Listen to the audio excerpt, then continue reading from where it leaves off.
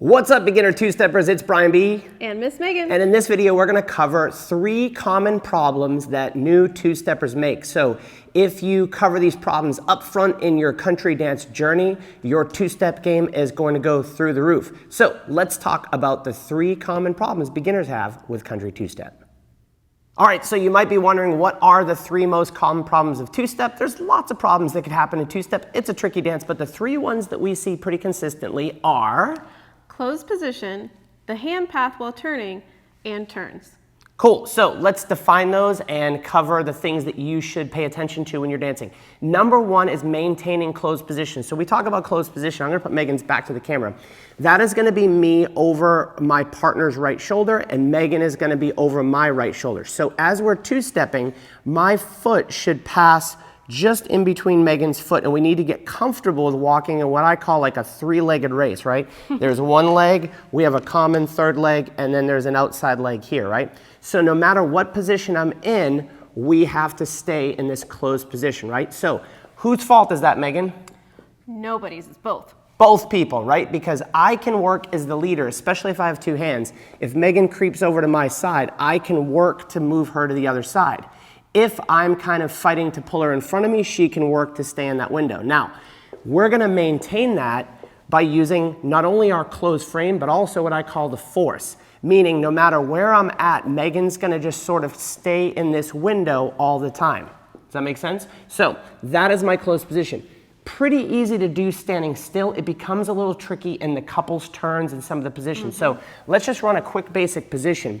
As I get ready to take Megan off the track to go into another move, you can see if I maintain my position that she stays in her window, right? So again, even if we're using the force here, right? Quick, quick, slow, Megan stays in her window, which gives me space to move by into whatever pattern I'm doing. Does that make sense? So followers and leaders maintain that position. It's even going to exist in positions where we kind of open up, because rarely is Megan gonna go to this side of me, right? We might open up and she might turn into my right hand for a whip. And even here, if we do the ESPN 360 cam, you can see that we're maintaining that closed position. So that's number 1, basic closed position. Number 2, and number 3 are gonna work together. Two-step has walking and turning. Walking is relatively easy. The turning's really tricky, right? So the common problems we see in the turns have to do with the followers going underneath their own arms, right? So this is common problem number 1, where the follower goes under her arm. He's not leading me.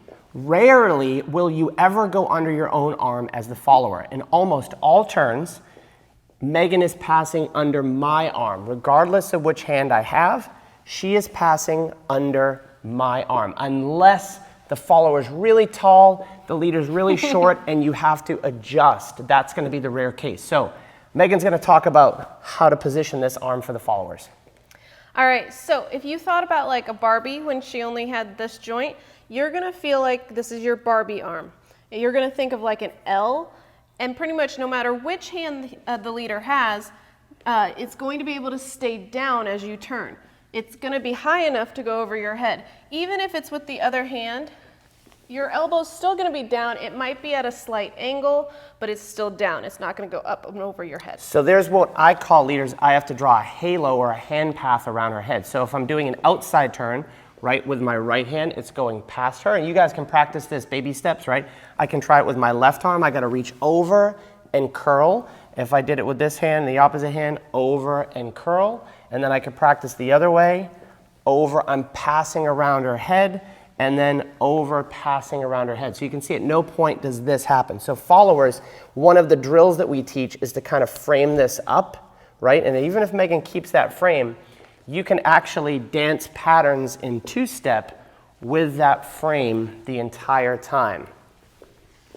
Bingo. Does that make sense? So that's number 2. Let's talk a little bit more in detail about this hand path.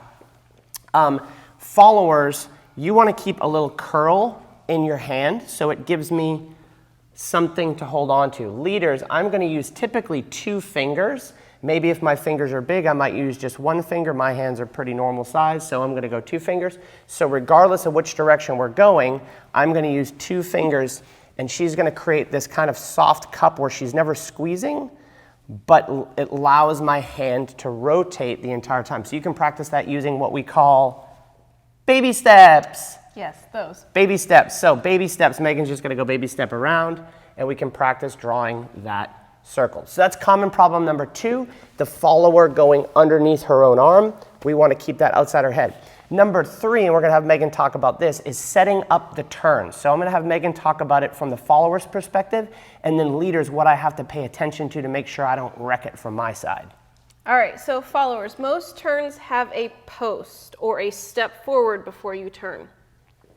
So when you're doing this, we're going to say the slow, slow. You want to make sure that your whole side, no matter what side you're doing, right now it is my left side that's forward. You want to make sure your whole left side, your head, your rib, your knee, and your toes are all lined up, and that your right side is still back, so that you can fire off the turn a lot easier.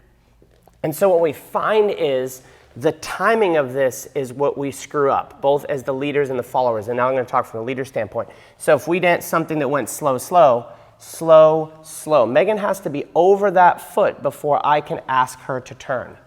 Make sense? A more difficult one is when we're going for an outside turn, maybe something like a double outside turn, quick, quick, slow, slow. If we look at this slowly, and this is the timing and what Megan calls the post, or getting over that foot. Leaders, if I dance the basic here, quick, quick, slow, slow, you might be inclined to think the turn's happening right here. It's not. What's going to happen if we slow this down? Quick, quick, slow, slow, step, right? Megan has to make that step before she fires the turn, right? So there's a step and a turn and a step and a turn, or a turn and a step and a turn and a step. Yes. That's the subject for another video. But anyways, we have quick, quick, slow, slow. And then this double outside turn is step, turn, step, turn. So this leads into what we call our hand path, right? We said the path has to go around Megan's head. I'm actually not leading a turn all at once.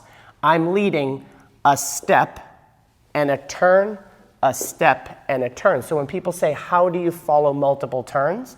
There are no multiple turns. It's one turn executed and just repeated. So the turn has a step and a turn and a step and a turn and a quick, quick, slow, slow, if you will, right? So if I want to add multiple turns, we just have to sync up the hand path and the ability for the follower, the knowledge that she has to get over that foot before she turns. Yes. Anything to add, Miss Megan? The smaller you turn, the way easier. It's way easier. Much easier. To make sure you stay balanced and are able to get all the way over your foot for that post. And this is where if we kind of tie it all in, right? If we have a nice closed frame, we're dancing smaller steps, 2-step only progresses because it has to. It's not by nature. We're not trying to take up more floor. And we're taking smaller steps, right? And we understand that there's a step and a turn and my hand has to go over her head to lead my turns. You guys are going to be well on your way to great country 2-step. Now that you've mastered the basics of country 2-step, you might be wondering what's next. Well, you need to learn some intermediate patterns. You can get those right over here. And if you're looking to improve your turns, you want to click down here and download a video from our website that will give you the 3 common mistakes in turns that followers are likely to make.